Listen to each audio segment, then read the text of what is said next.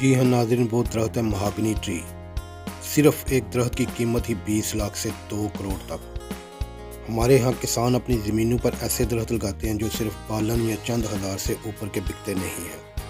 काश उन्हें इस दरख्त की कदर मालूम हो जाए। नाज़रीन, महागनी एक मशहूर कीमती लकड़ी है जो अपनी खूबसूरती और मजबूती की वजह से जानी जाती है। इसका आज 1 फुट का रेट इस्लामाबाद में 10,000 रुपये फुट है। उसके दरवाजे और खिड़कियाँ बनवाई जाती हैं क्योंकि इसके ग्रीन बड़े शानदार और इसमें गांठ नहीं होती, और सुर्खी माइल लकड़ी बड़ी ही कमाल की और मजबूत होती है।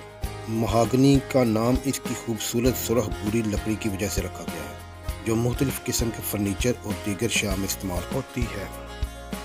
तो लीजिए नाज़रीन, महागनी के दरख्त के बारे में आप जान तो चुके होंगे।